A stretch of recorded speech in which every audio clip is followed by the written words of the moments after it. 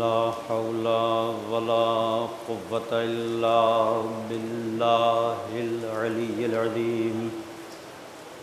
أعوذ بالله من الشيطان اللعين الرجيم.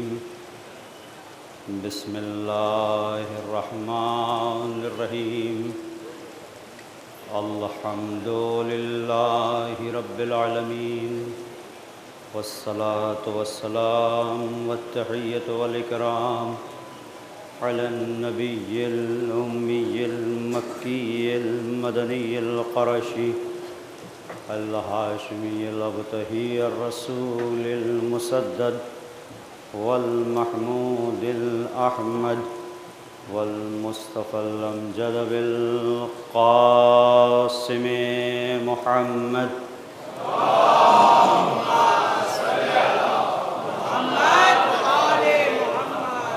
وعلى آله الطيبين الطاهرين المعصومين المظلومين، لا سيما بقية الله الأعظم في الأرضين، ولعنة الله على أعدائهم أجمعين من ليلنا هذا إلى قيام يوم الدين.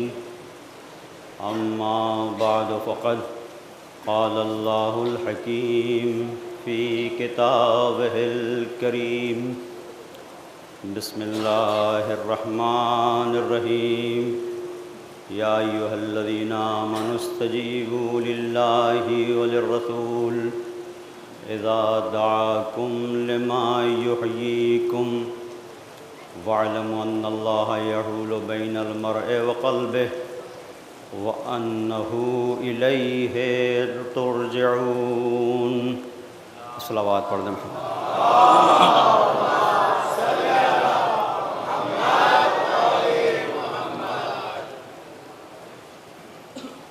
سورہ انفال کی یہ آیت کریمہ ارشاد ہو رہا ہے، یا ایھا الذین آمنوا استجیبوا للہ وللرسول، اے صاحبان ایمان، اللہ اور اس کے رسول کی دعوت پر لبیک کہو. لما یحییکم، اس دعوت میں تمہارے لیے زندگی ہے. وَاعْلَمُوا أَنَّ اللَّهَ يَحُولُ بَيْنَ الْمَرْءِ وَقَلْبِهِ، اور جان لو کہ تمہارا پروردگار تمہارے اور تمہارے دل کے درمیان حائل ہے. وَأَنَّهُ إِلَيْهِ تُحْشَرُونَ، اور تم سب کے سب اس کی بارگاہ میں پلٹا دیے جاؤ گے. یعنی پروردگار اس آخری منزل کو یاد دلا رہا ہے کہ جہاں پر تم ہوگے اور تمہارا پروردگار. جب تم ہوگے اور تمہارا پروردگار، تو سوال یہ ہوگا کہ ہم نے جو راستہ بتایا تھا اس راستے پر کیوں نہیں چلے، اسے کیوں چھوڑا. اور جب انسان یہ کہے گا کہ یہ پریشانیاں تھیں، یہ مشکل تھی، ہماری زندگی کو خطرہ تھا، تو ادھر سے آواز آئے گی کہ جو حقیقت میں زندگی تھی اسے چھوڑ کر تم جھوٹی زندگی کو تلاش کر رہے تھے. اس لیے کہ حقیقی زندگی وہ ہے لما یحییکم، کہ جہاں پر تمہیں حیات ملتی ہے، اور یہ منزل وہ ہے کہ جہاں اللہ اور اس کا رسول تمہیں پکار رہا ہے.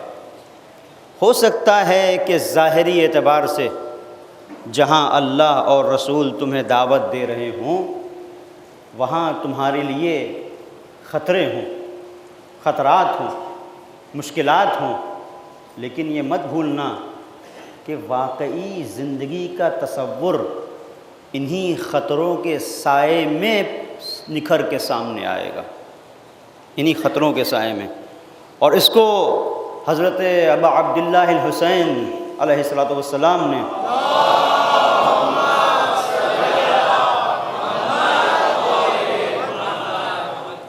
اس طرح سے واضح کیا کہ الا عن الدئی وابن الدئی قد رکضنی بین اثنتین بین السلۃ والذلہ ہیہات من الذلہ، آگاہ ہو جاؤ کہ نابکار کے نابکار بیٹے نے مجھے دوراہے پر لا کر کھڑا کر دیا ہے، ایک یہ کہ میں تلواروں کو گلے لگا لوں، ایک یہ کہ میں ذلتوں کو قبول کر لوں۔ یزید کی بیعت یعنی ذلت کو قبول کرنا، تلواروں کو لگانا یعنی موت کی آغوش میں جانا۔ تو حسین موت کی آغوش میں جانا گوارا کرے گا، ایسی زندگی گوارا نہیں کرے گا جو ذلتوں کے سائے میں ہو، وہ زندگی حسین کو برداشت نہیں، اس لیے کہ حسین حقیقت حیات سے آشنا ہے۔ حسین جان رہے ہیں کہ واقعی حیات کا تصور اللہ اور اس کے رسول کی دعوت پر لبیک کیے بغیر حاصل نہیں ہو سکتا، اس کو سید الشہداء جان رہے ہیں۔ اور میں نے کل ایک مرحلے تک آپ کی خدمت میں عرض کیا کہ دو طرح سے ہم مسائل کو دیکھتے ہیں، ایک منزل وہ ہے کہ جہاں ظاہری آنکھ سے ہم کچھ دیکھتے ہیں، اور ایک وہ ہے کہ جہاں دل کی آنکھوں سے ہم کچھ دیکھتے ہیں۔ ظاہری آنکھوں سے دیکھنے کو بصارت کہتے ہیں، دل کی آنکھوں سے جب ہم مسائل کو دیکھتے ہیں اسے بصیرت کہتے ہیں۔ تو ہو سکتا ہے کہ ظاہر میں انسان کو نظر آئے کہ سب کچھ اس سے چھن رہا ہے، سب کچھ اس کے ہاتھوں سے جا رہا ہے، لیکن اگر دل کی آنکھ کھلی رہے گی تو انسان محسوس کرے گا کہ جو کچھ اس کے ہاتھوں سے جا رہا ہے وہ ظاہر میں جا رہا ہے، لیکن انسان صرف جسم کا نام نہیں ہے، انسان کے پاس روح بھی ہے، اور جو کچھ اس کی روح کی بلندی کے لیے ہے وہ سب کچھ محفوظ ہو رہا ہے۔ یہ نگاہ بصیرت بتائے گی، یہ نگاہ بصیرت بتائے گی کہ انسان دل کی آنکھوں سے جب مسائل کو دیکھتا ہے تو اس نتیجے تک پہنچتا ہے۔ اور جہاں بصیرت ہوتی ہے وہاں انسان اپنے ضمیر کا سودا نہیں کرتا۔ میں آپ کو ایک مثال دوں، ہانی ابن عروہ، ہانی ابن عروہ کو ابن زیاد نے دربار میں بلایا اور دربار میں بلا کے کہا کہ ہانی، تمہیں پتہ ہے کہ تمہیں گرفتار کیوں کیا گیا، اور تمہیں یہ بھی پتہ ہے کہ انجام کیا ہوگا، تم سے کوئی دشمنی نہیں ہے، تم سے کوئی عداوت نہیں، چھوڑ دوں گا تو اپنے قبیلے کے پاس جاؤ گے۔ اور ہانی کا ایک بہت بڑا قبیلہ تھا، ایک الگ پورا ماجرا ہے، اس کی طرف میں نہیں جانا چاہتا، کہ جب ہانی راستہ چلتے تھے تو 12,000 گھوڑ سوار آپ کے ساتھ چلا کرتے تھے، اتنی بڑی شخصیت ہے۔ اور وہ کیسے گرفتار ہوئی، کیسے ابن زیاد کے دربار میں پہنچے، یہ الگ کہانی ہے، اور اس میں بھی یہی بصیرت کا عنصر شامل ہے۔ اب توجہ کیجیے گا، تو ہانی سے پوچھا کہ تمہیں چھوڑ دیا جائے گا، لیکن یہ بتاؤ کہ مسلم کہاں ہے، تم سے کوئی بیر نہیں ہے، یہ بتا دو کہ مسلم کس جگہ پر ہیں، کس جگہ چھپے ہوئے ہیں، ان کا ٹھکانہ بتا دو، تمہیں چھوڑ دیں گے۔ اب دیکھیں جو بصیرت ہے وہ کیا دیکھتی ہے۔ بصارت یہ کہہ رہی تھی،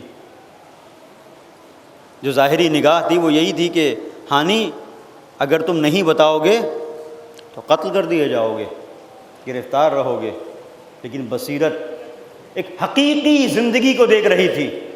اب ہانی کا جواب سنیے، ہانی نے جواب دیا کہ ابن زیاد تو کہتا ہے کہ میں پتہ بتا دوں جناب مسلم کا، یاد رکھ جس جگہ میں کھڑا ہوا ہوں، اگر فرض کر ایسا ہو جائے کہ میں جو اپنے پیروں کو رکھ کے کھڑا ہوں اگر پیر سرکا لوں، صرف پیر سرکنے سے مسلم ابن عقیل کا پتہ چل جائے تو خدا کی قسم اپنا پیر مضبوطی سے رکھ کے کھڑا رہوں گا، لیکن اپنے پیر کو سرکاؤں گا نہیں۔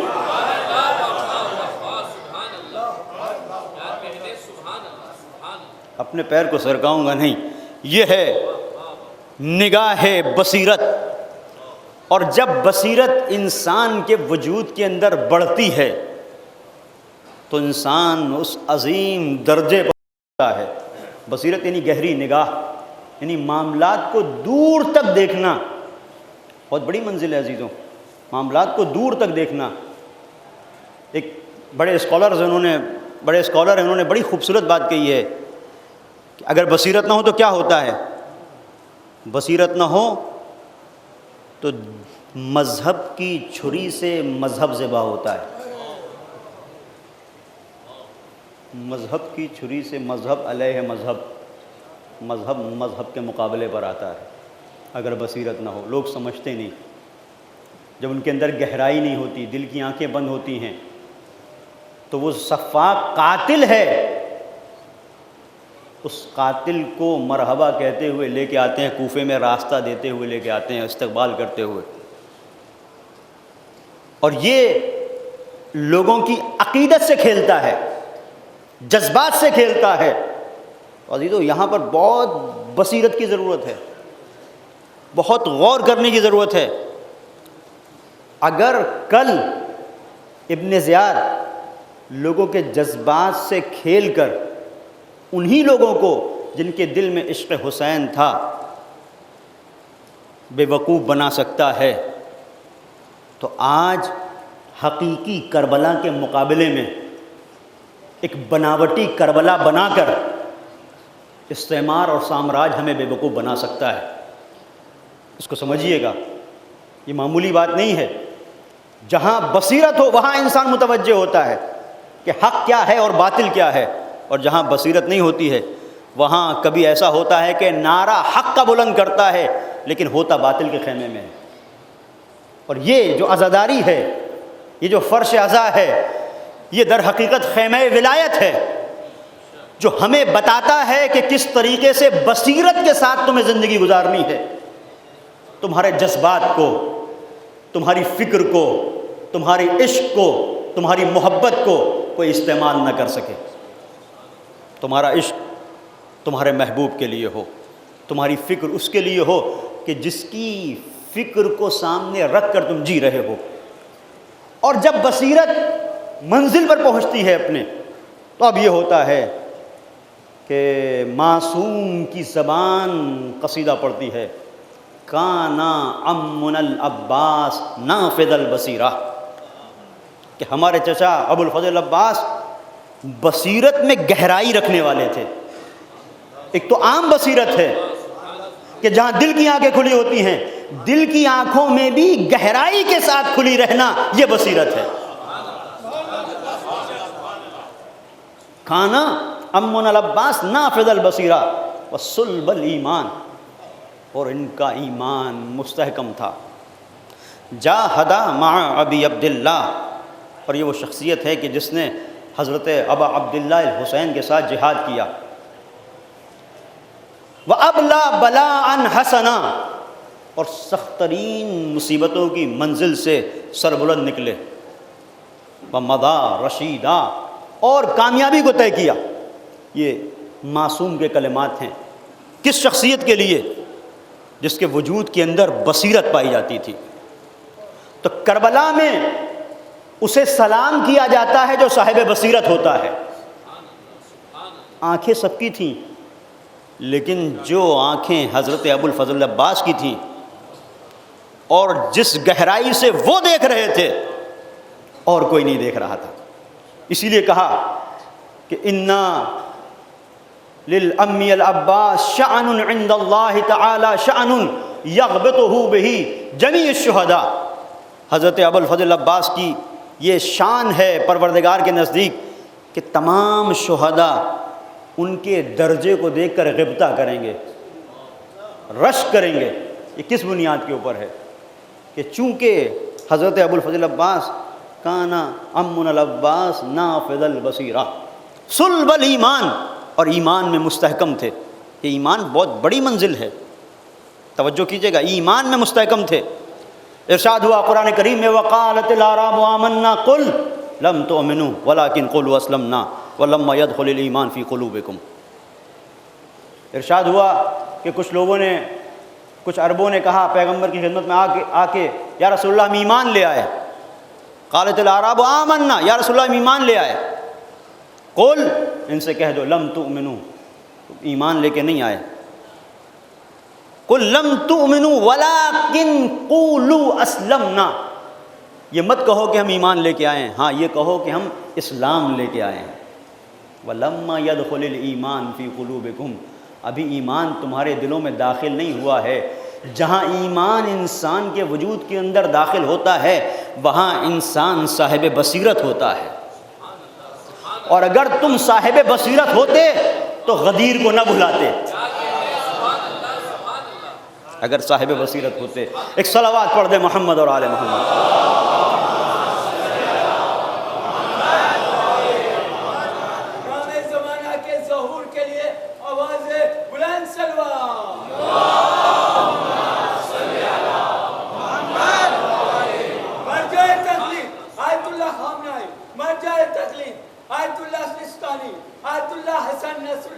تمام علماء مرجع اکرام کی سلامتی کے لیے آواز بلند صلوات۔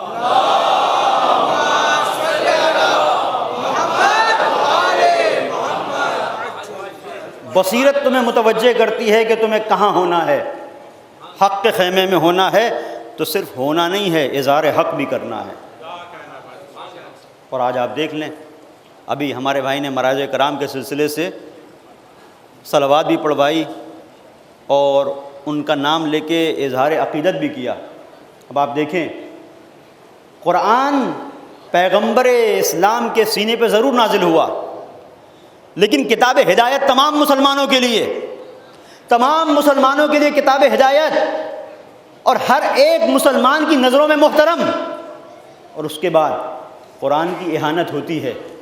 مسلم ممالک کے تعلقات جس ملک میں اہانت ہو رہی ہے ویسے کے ویسے ہی ہیں۔ اس کتاب پر ایمان ہے کہ نہیں ہے؟ اگر ایمان ہے تو دل سے آواز نکلنا چاہیے، لیکن جو صاحبان بصیرت ہیں، جن کا تعلق کربلا سے ہے، وہ بتا رہے ہیں کہ حقیقت میں لا الہ ہم نے اپنے پورے وجود سے کیا۔ ایک لا الہ الا اللہ وہ ہے جو زبان پر آ کر ٹوٹ جاتا ہے، ایک وہ ہے جو دل کی گہرائیوں میں ہوتا ہے۔ جو دل کی گہرائیوں میں ہوتا ہے وہاں قرآن کی توہین کرو گے تو ہم بولیں گے۔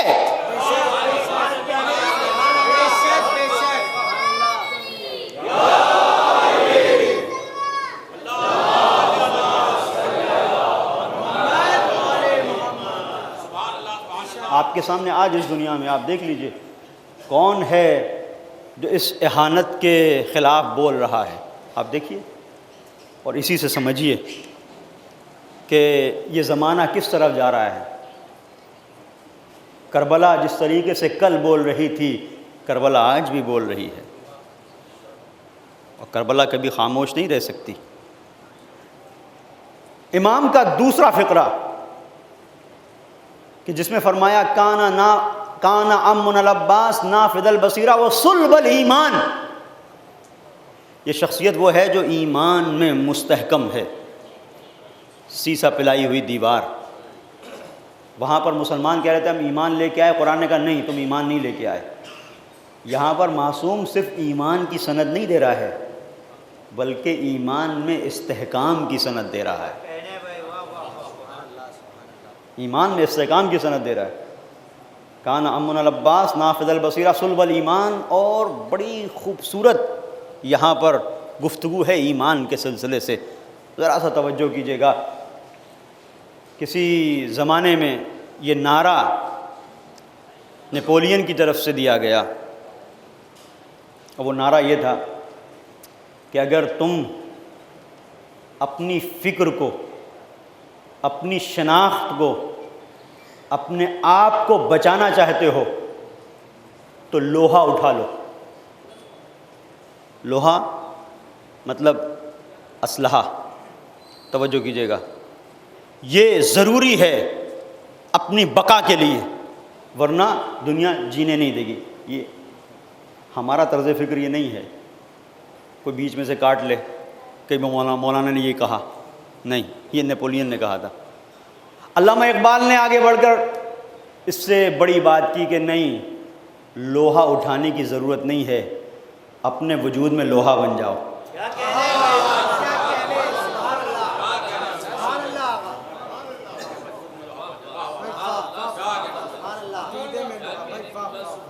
اپنے وجود میں لوہا بن جاؤ، مضبوط۔ کمال ہے ہمارے ائمہ معصومین کا۔ اب سنیں، یہ اس صدی کی بات ہے، 14 صدیاں پہلے معصوم نے بڑی خوبصورت بات کہی۔ صادق آل محمد امام جعفر صادق علیہ الصلوۃ والسلام،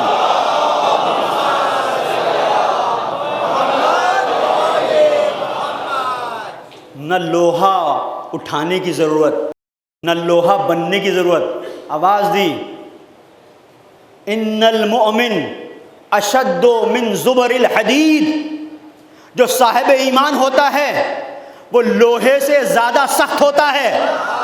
ان الحدید اذا دخل فی النار یتغیر لونہ، اس لیے کہ لوہا وہ ہوتا ہے جسے آگ میں ڈالا جائے تو اس کا رنگ بدل جاتا ہے۔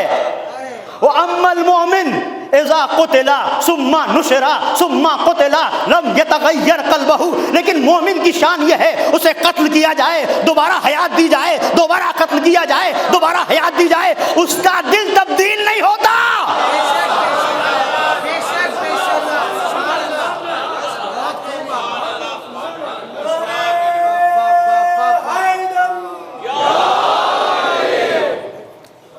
اس کا دل تبدیل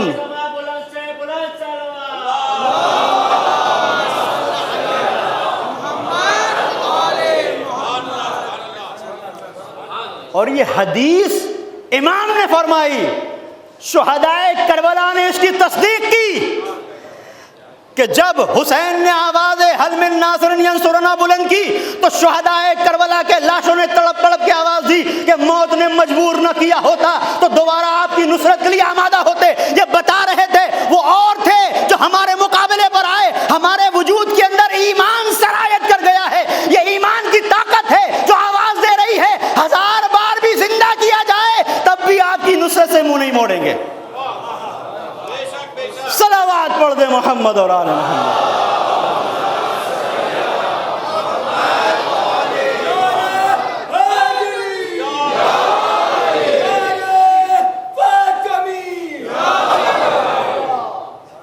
یہ منزل ہے ایمان کی، اور یہ ایمان کہاں سے آتا ہے؟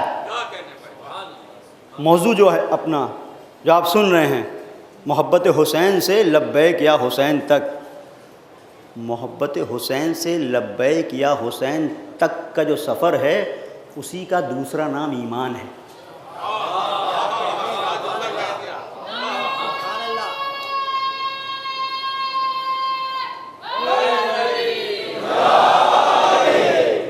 اسی کا دوسرا نام ایمان ہے، اور یہ اگر سمجھنا ہے تو دیکھیں کہ کل ایمان کی زندگی کیا تھی، وہاں تک آنا پڑے گا، اور جب اس کی زندگی کو دیکھیں گے تو ہر ایک منزل پر لبیک یا رسول اللہ، ہر ایک منزل پر۔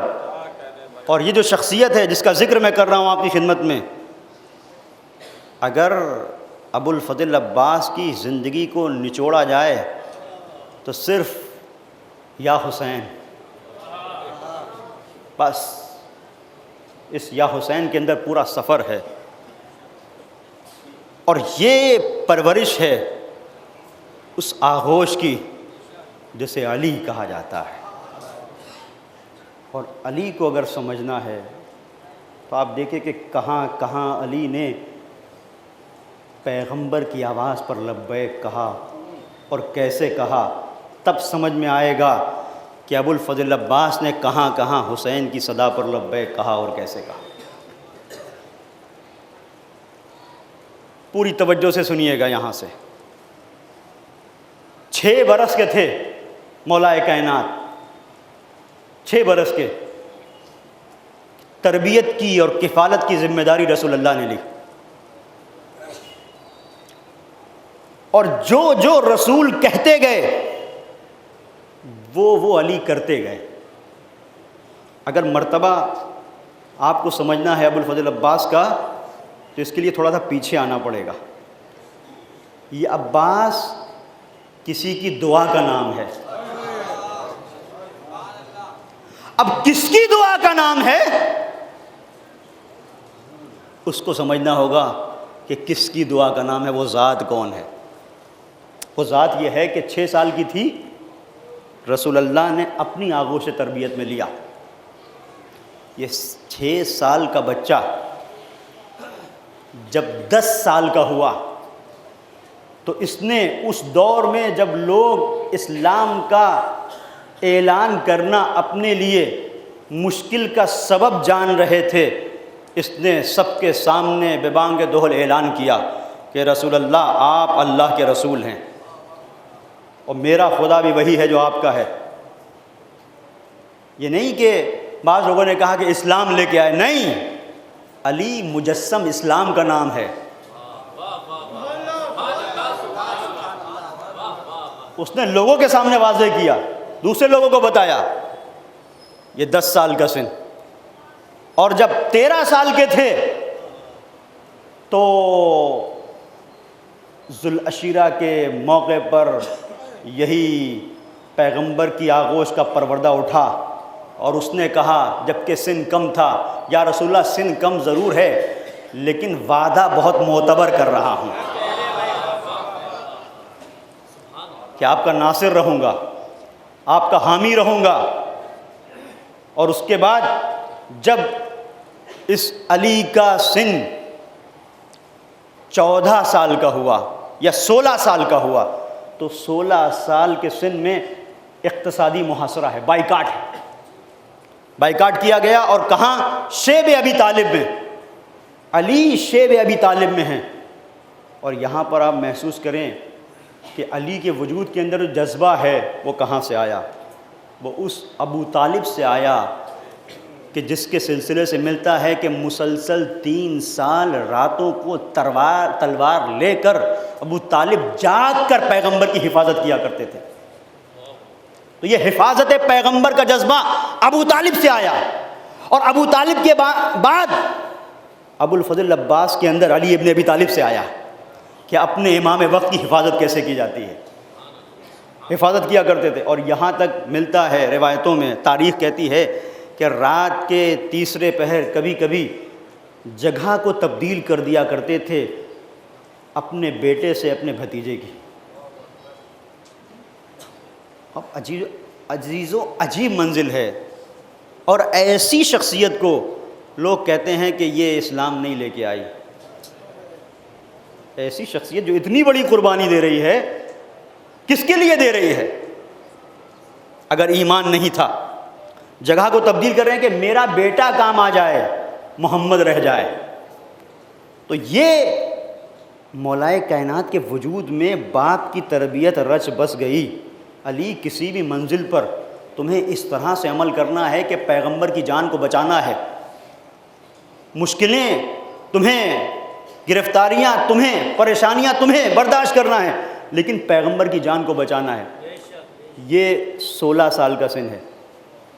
اس کے بعد جب 23 سال کے ہوئے تو ایک مرتبہ جب پیغمبر نے دیکھا کہ مشرکین پلاننگ کر رہے ہیں، جان کو خطرہ ہے، یا علی کیا تم میرے بستر پر سو سکتے ہو؟ ایک سوال کیا، میرے سو رہنے سے آپ کی جان بچ جائے گی؟ یہ نہیں کہا میرا کیا ہوگا، اگر میرے سو رہنے سے آپ کی جان بچ جائے گی تو سو جاؤں گا۔ شب ہجرت علی سو گئے، 23 سال کے، 24 سال کے تھے، پیغمبر کو ادا اتنی بھائی کہ پیغمبر نے علی کو داماد بنا دیا۔ سنتے رہیے گا، مرحلہ آخر تک جانا، یہ تسلسل ذہنوں میں قائم رہے۔ اور اس کے بعد جب 25 سال کے ہوئے تو اسلام کا پہلا معرکہ جنگ بدر۔ جنگ بدر میں عتبہ، شیبہ، ولید، کہ جن کے سامنے جب پیغمبر نے اپنے اصحاب میں سے کچھ لوگوں کو بھیجا اور وہ آئے تو ان بدبختوں نے کہا یہ ہمارے معیار کے نہیں ہیں۔ اس کا مطلب جاہلیت زدہ ماحول ضرور ملا تھا لیکن معیار کو پہچانتے تھے۔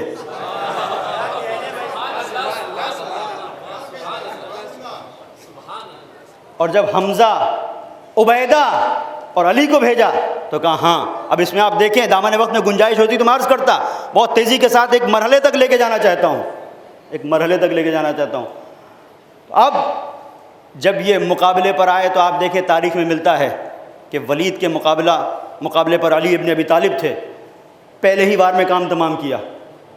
ادھر عتبہ کے مقابلے پر جناب حمزہ تھے، شیبہ عبیدہ کے ساتھ، عبیدہ بن عبد المطلب۔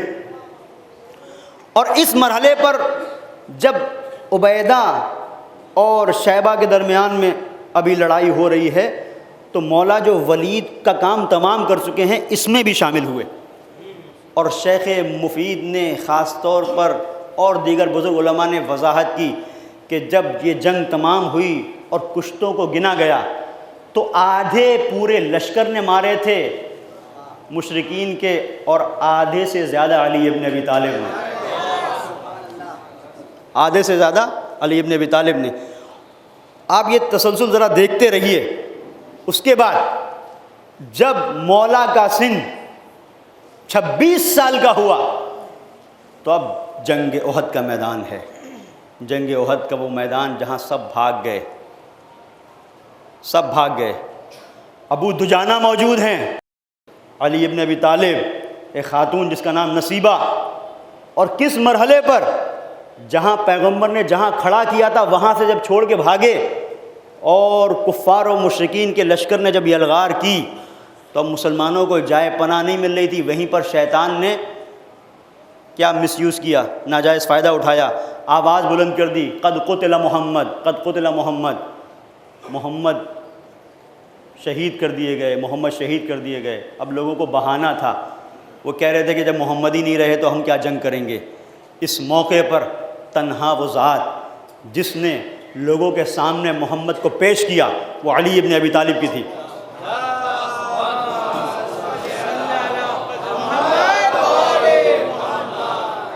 اور جب دیکھا کہ نظر نہیں آ رہے ہیں تو دیکھا ایک گھاٹی کی طرح ایک جگہ تھی، وہاں پر دیکھا بہت پیاسے تھے محمد مصطفیٰ، بہت پیاسے تھے، زخم لگ چکے تھے۔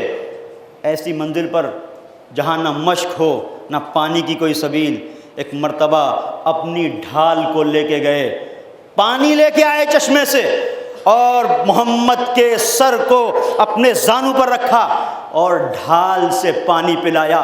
میں کہوں گا یہ علی ابن ابی طالب ایک محمد کو پانی نہیں پلا رہے تھے بلکہ 1,24,000 انبیاء علی کے زانوں پہ سر کو رکھے ہوئے تھے، علی پانی پلا رہے تھے۔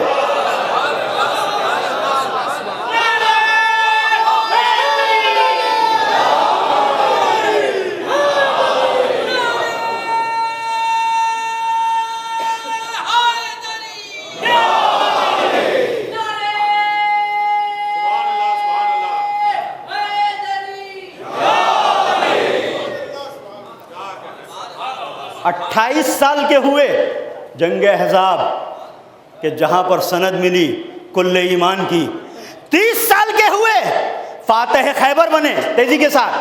اب یہ سارے آپ بس یہ سمجھ لیں کہ تیزی کے ساتھ یہ ایک طرح سے ایک پوری تاریخ کے ابواب ہیں جو آپ کے سامنے رکھ رہا ہوں۔ فاتح خیبر 30 سال کے سن میں، اس کے بعد جب علی کا سن 32 سال کا ہوا تو جن ہاتھوں میں رہتی تھی ذوالفقار انہی ہاتھوں میں آ گیا قلم۔ صلح حدیبیہ کا موقع جہاں پر لوگ سوچ رہے تھے کہ تلوار تو علی چلاتے تھے، لکھنے کے لیے تو ہمیں مل جائے گا، لیکن پیغمبر نے گوارا نہیں کیا کہ صلح نامے تک کے شرائط، اس کے لیے بھی صلاحیت کی ضرورت ہے۔ اور جسے باب علم بنا چکے اس سے نہیں لکھوائیں گے تو کس سے لکھوائیں گے؟ یہی فرق ہے کاتبان وحی میں اور باب علم میں۔ علی، یہاں پر بھی علی، عجیب بات ہے، بدر میں علی، احد میں علی، خندق میں علی، خیبر میں علی، حنین میں علی، حدیبیہ میں پھر علی کا بتانا یہی چاہتا ہوں کہ جو صاحب ذوالفقار ہے وہی صاحب قلم بھی ہے۔ اور اس کے بعد جب علی کا سن 33 برس کا ہوا تو غدیر کے بھرے مجمع میں پیغمبر نے اپنے ہاتھوں پہ اٹھا کے کہا من کنتو مولا فہذا علی مولا،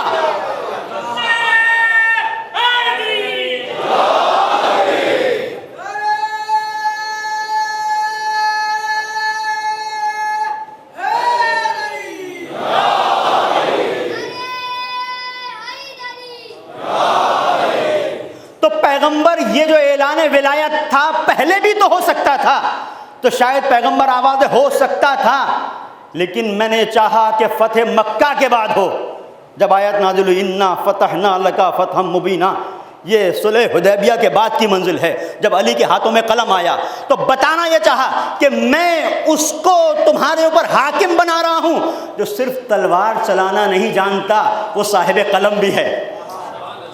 عجیب منزل ہے، یعنی پیغمبر ولایت اسے دے رہے ہیں جو ضرورت پڑے تو قلم چلائے، ضرورت پڑے تو تلوار چلائے، نہ جس کی تلوار کی کاٹ کا کوئی جواب ہو، نہ قلم چلانے کا کوئی جواب ہو۔ ایک صلوات پڑھیں محمد اور آل محمد پر۔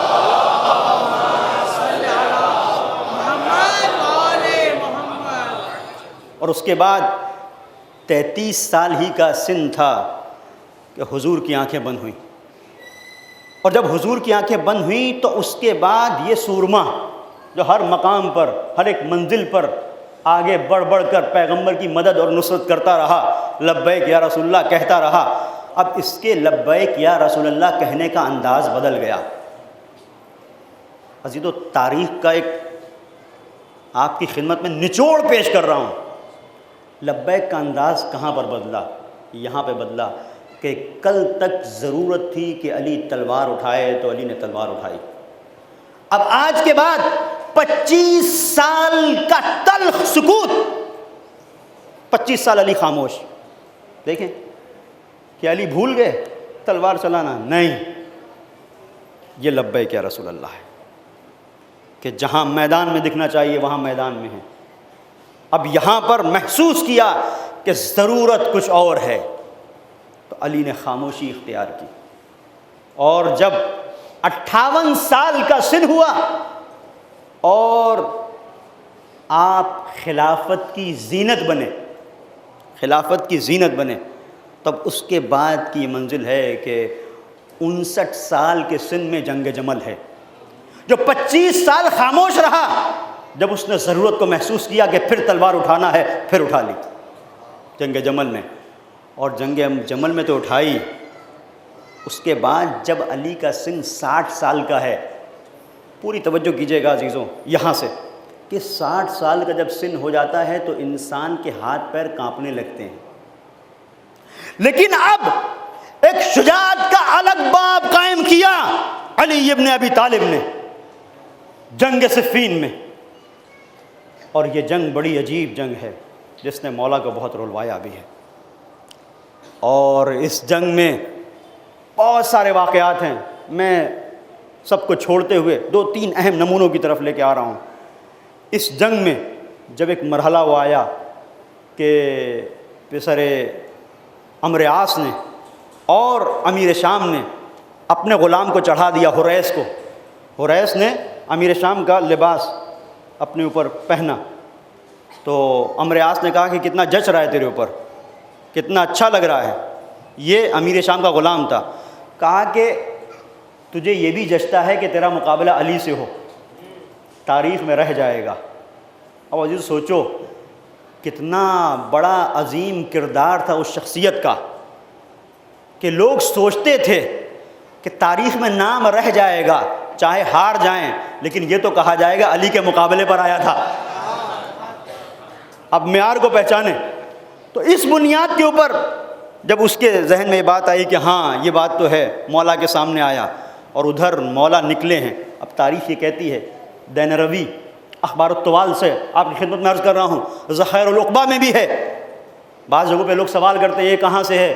یہ گڑھی ہوئی فضیلتیں نہیں ہیں، جس تاریخ میں دیکھو گے علی کی فضیلت بیان کرتی نظر آئے گی، اور اگر بیان نہ کرے تو پھر وہ تاریخ نہیں ہے، قبرستان ہے، جہاں ہڈیاں ملیں گی، کچھ ملے گا نہیں عظمتوں کے طور پر، فضیلتوں کے طور پر۔ تو اب جو یہ منزل آئی تو حریث سامنے آیا، مولا نے ایک بار میں کام تمام کیا، ایک بار میں کام تمام کیا، لوگ دیکھ رہے ہیں یہ کیا ہوا۔ اب اس کے بعد ایک شخصیت ہے قریب بن صبا، یہ صفین کا معاملہ ہے. یہ وہ نہیں ہے کہ جب علی 22 سال کے ہیں، 25 سال کے ہیں، 30 سال کے ہیں، حتیٰ 35، نہیں، 60 سال کا سن ہے. قریب بن صبا یہ وہ شخصیت ہے جسے اخبار الطوال میں دینروی نے لکھا، صاحب ذخائر العقبہ نے لکھا کہ جو بڑے بڑے پیتل کے، تانبے کے سکے ہوتے تھے، یہ اتنا بڑا بہادر تھا کہ رگڑ لیتا تھا اپنے ہاتھوں میں اور دباتا تھا تو برادہ نکلتا تھا، اتنا بڑا.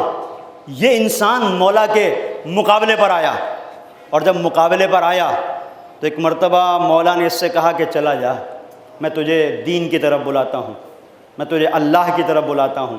محسوس کیجیے گا جو آیت عنوان گفتگو ہے، جس پر گفتگو ہو رہی ہے، یا ایھا الذین آمنوا استجیبوا للہ وللرسول اذا دعاکم لما یحییکم. اللہ اور رسول کی دعوت پر لبیک کہو مومنوں کہ اسی کے اندر تمہاری زندگی ہے.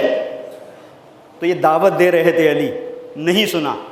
اور جب یہ آیا ہے مولائے کائنات کے مقابلے پر، تو مولائے کائنات سے مقابلہ کرنے سے پہلے اس کا کچھ لوگوں سے مقابلہ ہوا ہے، مولا ہی کے لشکر سے. 3 مولا کے باوفا اصحاب کو اس نے شہید کیا ہے. اس کے بعد اس نے آواز دی ہے کہ علی مقابلے پر آؤ، اور اس نے حرکت کیا کی کہ 3 جو مولا کے اصحاب تھے، مولا کے لشکر کے لوگ تھے، ان کو جب شہید کیا تو ہر ایک کی لاش کو دوسرے کی لاش پر ڈالا، پہلے پر دوسرے، دوسرے پر تیسرے کی لاش کو. یہ اس نے کام کیا. اب جب مولا علی آئے اور مولا علی نے آ کر اس کا مقابلہ کیا تو ایک ہی وار میں اس کا کام تمام ہو گیا. جب اس کا کام ہوا تو مولا نے کہا کوئی ہے؟ تو ادھر سے ایک آیا، اس کا کام تمام ہوا، اس کو اس کی لاش پہ ڈالا، اس کو اس کی لاش پہ ڈالا، اس کو اس کی لاش پہ ڈالا. 4 لوگوں کو اسی طرح سے مارا. یہ کب؟ جب 60 سال کا ہے علی. محسوس کیجئے گا، جب 60 سال کا ہے. یہ لبیک یا رسول اللہ ہے. اس انداز سے مولا نے لبیک یا رسول اللہ کہا کہ ضرورت پڑے گی تو علی آئے گا. اور بھی لوگ تھے، مالک اشتر بھی تھے، کہہ سکتے تھے. نہیں کہا بتانا یہ چاہتا ہوں، ہو سکتا ہے ایک نسل بھول گئی ہو کہ خندق میں کیا ہوا تھا، خیبر میں کیا ہوا تھا، احد میں کیا ہوا تھا. بتانا چاہتا ہوں یہ بازو بھی وہی ہے جو خیبر میں تھا، یہ تلوار بھی وہی ہے.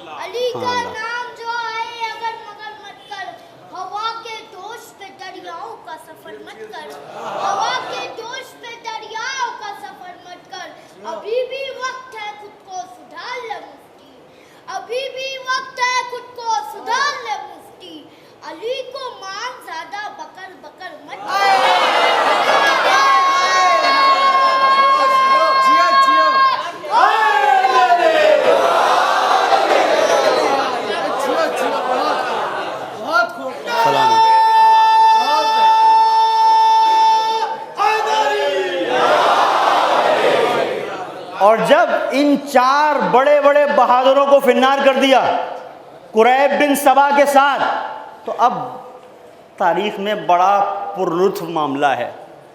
اب امریاس کہتا ہے امیر شام سے کہ دیکھ یہ 4 لوگوں سے جنگ کی ہے علی نے، اب علی تھک گئے ہیں، کم سے کم تھکے ہوئے علی سے تو مقابلہ کر لے.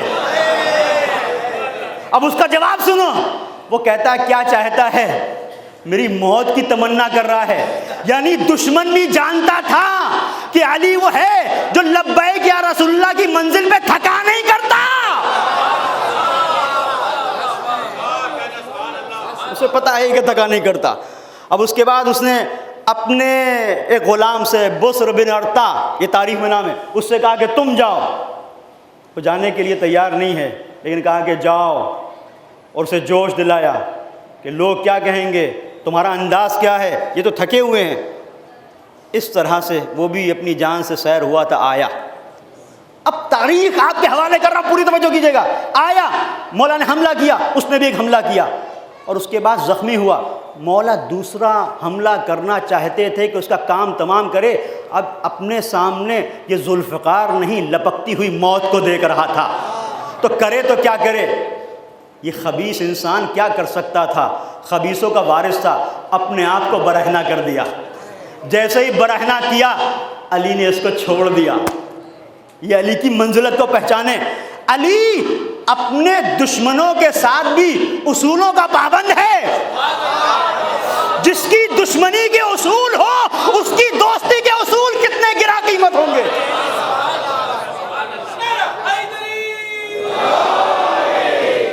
بھاگتا ہوا پہنچا, ہفتہ کاپتا. عمرو عاص دیکھ رہا تھا, اور اس سے پہلے اس کے ساتھ یہی ہوا تھا, یہ دوسری بار ہوا ہے. تو امیر شام نے کہا گھبرا نہیں, جب علی کے مقابلے پر کوئی آتا ہے تو بچنے کا ایک ہی راستہ ہے, بھئی یہی راستہ ہے, علی کا مقابلہ تلوار سے نہیں کر سکتے. علی اتنا باحیا ہے, اتنا غیرت دار ہے کہ دشمن جو بہت مطلوب ہو اس پر بھی تلوار نہیں اٹھاتا اگر وہ حد سے زیادہ نیچا گر جائے. تو علی اس پر بھی تلوار نہیں اٹھاتا. کہا یہ تیرے ساتھ میں نہیں ہوا بلکہ اس سے پہلے عمرو عاص کے ساتھ ہو گیا. یہ جو بیٹھا ہے میرے سامنے یہ بھی ننگا ہو کے آیا تھا. اس کا مطلب یہ ہے کہ عزیزوں علی نے ایک تاریخ رقم کی. علی کی تلوار چلتی ہے تو بچنے کا طریقہ یہی ہے کہ بس ننگے ہو جاؤ. کل علی کی تلوار ننگا کر رہی تھی, آج علی کا کردار ننگا کر رہا ہے.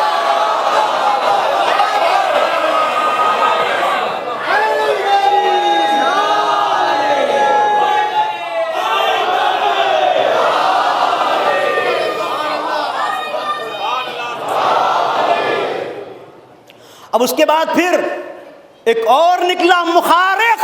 یہ عجیب بات ہے, جنگ صفین میں جب پڑھ رہا تھا تو حیران تھا یہ کیا معاملہ ہے. آپ دیکھیں جنگ صفین 60 سال کا علی ابھی تک کتنے کشتے لگا دیے, اور اس کے بعد پھر 8 لوگ ایک کے بعد ایک آئے اور علی سب کو فنار کرتے رہے. اور جب سب کو فنار کر دیا اب اس کے بعد علی نے کہا اور کوئی ہے. سناٹا, کانوں میں لوگ ایک دوسرے سے باتیں کر رہے ہیں. کسی کی ہمت ہے, کوئی جائے گا نہیں, کسی کو موت نہیں چاہیے. تو ایک مرتبہ تاریخ یہ کہتی ہے علی گھوڑے پر بیٹھے ایک چکر میدان کا کاٹا, اور کاٹنے کے بعد اپنی نقاب کو الٹا اور کہا انا ابو الحسن, پہچان لو وہی علی ہوں جسے تم نے بدر میں دیکھا, احد میں دیکھا, خیبر میں دیکھا, خندق میں دیکھا. یہ علی وہی ہے. یہ مت سمجھنا کہ آج علی بوڑھا ہو گیا. ارے ہمارے یہاں وہ جو بچپن میں کلے اشدر کو چیر دے وہاں بوڑھائی کا تصور نہیں ہوتا, وہاں بوڑھاپا نہیں آتا. اس لیے کہ ہم اپنی طاقت پر یقین نہیں رکھتے, اپنے سجدوں پہ یقین رکھتے ہیں. یہ پروردگار کی دی ہوئی طاقت ہے جو کبھی کم نہیں ہوتی.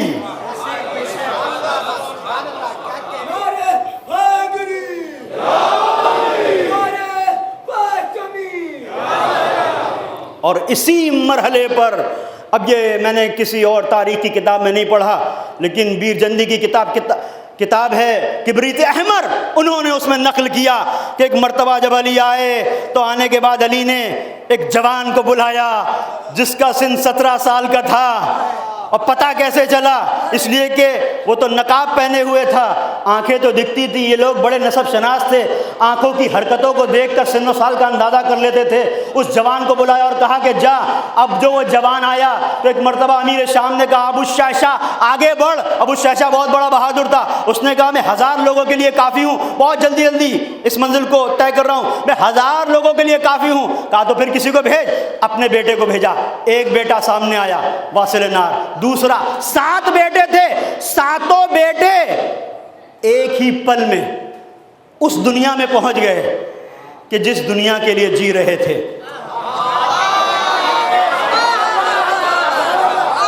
بغض علی کو رکھ کر انسان جہنم کے علاوہ کہاں جائے گا؟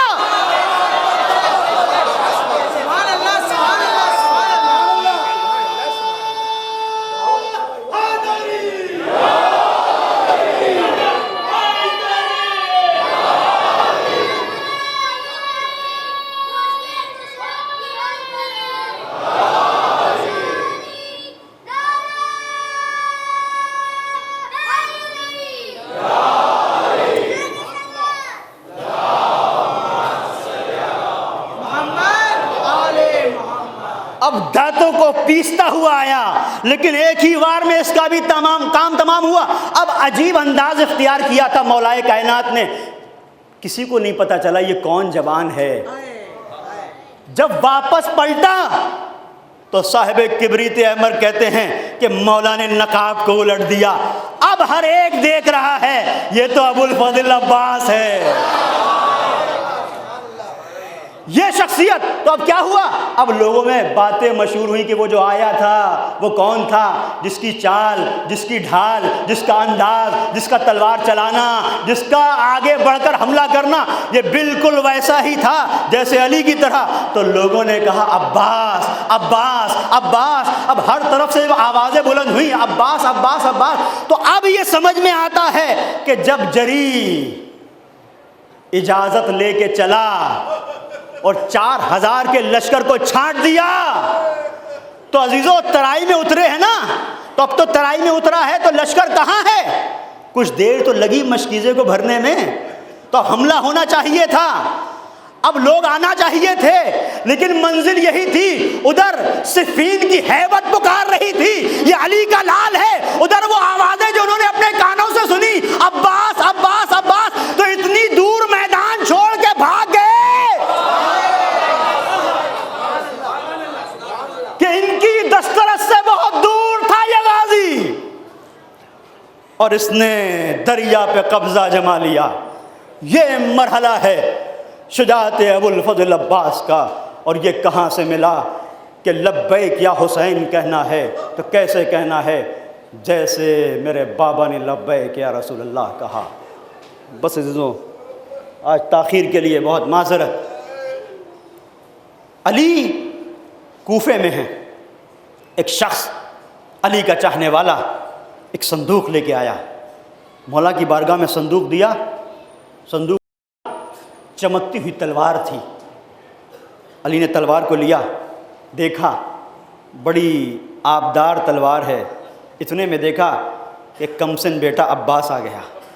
ایک مرتبہ ابو الفضل عباس کو اپنے قریب بلایا، تلوار کو حمائل کر دیا، کتنی جچ رہی ہے تلوار، اور یہ کہنے کے بعد مولا گریہ فرمانے لگے، آج عباس کے جسم پر بڑی جچ رہی ہے تلوار، لیکن ایک دن وہ آئے گا جب دشمن میرے جری کے بازو کاٹ دیں گے۔ عزیزوں زیادہ آج مصائب نہیں، پر تصور ساتھ رہے۔ ایک منزل وہ بھی آ گئی جب علی کے سر پر ضربت لگی، سن 40 ہجری، چھوٹے تھے نا عباس کو جاتے جاتے جب وصیتیں کر رہے ہیں، مولا نے قریب بلایا، ہر ایک کا ہاتھ حسن کے ہاتھ میں دیا، حسین کا ہاتھ حسن کے ہاتھ میں، محمد حنفیہ حسن کے ہاتھ میں، زینب حسن کے ہاتھ میں، ام کلثوم حسن کے ہاتھ میں۔ جب سب کا ہاتھ دے دیا اپنے گھر کے بڑے حسن کے ہاتھ میں، تو محسوس کیا کسی بیوی کے گریے کی آواز آئی۔ دیکھا کیا کہنا چاہتی ہو؟ میرے والی و وارث میرے بیٹے کی خطا تو بتا دیں۔ سمجھ گئے، حسین کو بلایا، عباس کو بلایا، عباس کا ہاتھ حسین کے ہاتھ میں دے دیا، اور دینے کے بعد عباس کو اپنے سینے پہ لگایا، اور لگانے کے بعد ایک جملہ کہا، عباس اذا کان یوم عاشوراء وانت دخلت فی المشرع، عباس جب عاشور کا دن آئے اور تو گھاٹ پہ قبضہ جما لے، ایاک ان تشرب الماء، میرے لال پانی نہ پینا، پانی نہ پینا۔ بعزیزو یا ابو الفضل عباس میں نے ختم کر دیا، کیسے اجازت لی، کیسے چلے، یہ سب نہیں پڑھوں گا، بس آخری منزل جیسے اجازت ملی، جو کچھ بھی ہوا وہ دل سکینہ جانب اتنا ہے، یہ سوچ لینا کہ جب ابو الفضل عباس نکلے ہیں تو سکینہ بچوں کو حلقہ بنا کے در خیمہ پہ ہے کہ میرا چچا جا رہا ہے، بچوں اب تم پیاسے نہیں رہو گے۔ وہ عباس پہنچے، فرات میں پہنچے، ترائی پہ پہنچے، 4000 کا لشکر چھٹا۔ فرات میں پہنچنے کے بعد ارے مشکیزے کو ڈال دیا، مشکیزہ خشک تھا، تھوڑی دیر لگی بھرنے میں۔ جب مشکیزہ بھر گیا، ایک مرتبہ چلو میں پانی کو لیا، لینے کے بعد عباس نے پانی کو دیکھا اور دوبارہ پانی کو پانی کے منہ پہ مار دیا۔ اب بعض لوگ کہتے ہیں فذکر عطش الحسین، حسین کی پیاس یاد آ گئی۔ نہیں، یاد اسے آتی ہے جو کسی ایک لمحے بھولا ہو، یاد اسے آتی ہے جس کے کبھی تصور میں خیال حسین نہ ہو، جس کے وجود میں حسین ہے، جس کی ہر سانس میں سکینہ ہے، وہ کیسے بھول سکتا ہے؟ بات ہی نہیں تھی، بات کیا تھی؟ بتانا یہ چاہتے تھے اے بابا عباس باوفا کو لوگ اس کی وفا سے ناز کا یاد کریں گے۔ اے بابا سن 40 ہجری کا وہ ہنگام یاد ہے کہ میں چھوٹا تھا، سینے سے لگا کے کہا تھا عباس جب گھاٹ پہ قبضہ ہو جائے یا کون تشربل ماں میرے لال پانی نہ پینا۔ اے بابا وہ دن آ گیا، گھاٹ پہ تیرے لال کا قبضہ ہے، پانی پہ قبضہ ہے۔ یہ بابا سے کہہ رہے ہیں نجف کی طرف رک گیا ہوگا، بابا وصیت کو پورا کر رہا ہوں۔ اور پانی کو پانی کے منہ پہ ڈالا، مشکیزے کو لیا، لے کے چلے، بھاگا ہوا لشکر پلٹا۔ بازی تو نخلستانوں سے ہو کے گزر رہے تھے، مشکیزہ تھا، ساری توجہ جنگ پہ نہیں تھی، اس بات پہ تھی کہ مشق پہنچ جائے۔ ایک ظالم نے وار کیا، دائنا بازو قلم ہوا، ایک جھٹکا لگا، بازیزو مشق علم کو بائیں بازو سے سنبھالا، ارے سنبھالا تھا کہ ایک اور وار ہوا، سنبھلا نہ گیا، مشکیزے کو دانتوں سے سنبھال لیا اور لے کے چل رہے ہیں۔ ارے اب بازو نہیں رہے، ام البنین کی کمائی۔ ارے کس طرح سے خیمے کی طرف دشمن کہتا ہے میں نے اب تک کسی جری کو نہیں دیکھا، کسی بہادر کو نہیں دیکھا، ایک ہاتھ کٹ جاتا ہے، زخم لگ جائے تو انسان سے برداشت نہیں ہوتا، ایک بازو نہیں جس کے دونوں بازو کٹ گئے، وہ مسلسل چلتا چلا جا رہا ہے۔ میں نے جو غور کیا تو کیا دیکھا، کچھ ہے جسے بچا کے جری لے کے جا رہا، کہتا ہے میں نے دیکھا ہاتھ کٹ جانے کے بعد رکابوں پہ یہ جری زور دیتا ہے، خیموں کی طرف دیکھتا ہے اور جملے ہیں اللہم آسمان کی طرف۔ اب ہاتھ نہیں، آپ دعا کرتے ہیں، ہاتھوں کو اٹھاتے ہو نا دوستو، یہ کٹے ہوئے بازو یہ کیسے اٹھے؟ ارے عباس اپنے چہرے کو اٹھا کے اے پروردگار یہ بازو تو کٹ گئے، لیکن علی کا لال ہوں، ایک دعا ہے اللہم اوصلنی الیہم فإنا اطفال الحسین عطشانہ، پروردگار اتنی طاقت دے دے کہ مشکیزہ خیمے تک پہنچ جائے، ایک مرتبہ وہ نہیں کہتا ہے کہ میں سمجھ گیا عباس کی جان خود میں نہیں مشکیزے میں ہے، ایک مرتبہ دور سے نشانہ لیا، ارے سنسناتا ہوا تیر مشکیزے پہ لگا، عباس کی آنکھ ٹوٹی، عجیب اسی منزل میں ایک تیر آنکھ میں لگا،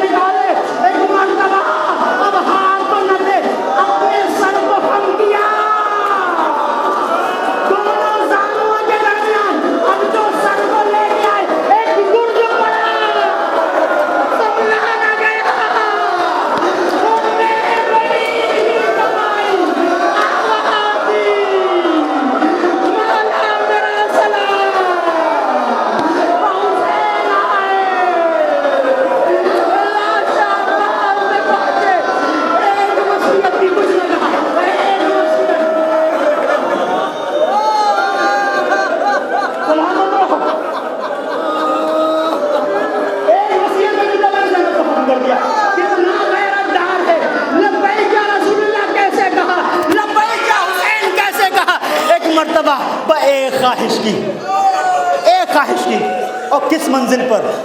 آج سے پہلے کبھی بھی اگر عباس کہیں بیٹھے ہوئے ہوں اور حسین پہنچے تو عباس کھڑے ہو گئے۔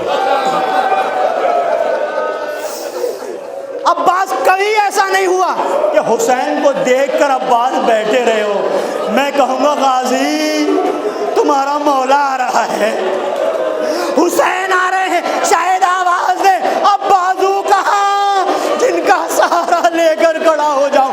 ایک وصیت کی، مولا دعنی فی ہذہ المکان، ارے مجھے یہیں پر چھوڑ دیجیے گا، فإنی مستحی بابنتک سکینہ، اس لیے کہ عباس سکینہ سے شرمندہ ہے۔ بازید حسین نے عباس کی وصیت پر عمل کیا، علم کو لے کے چلے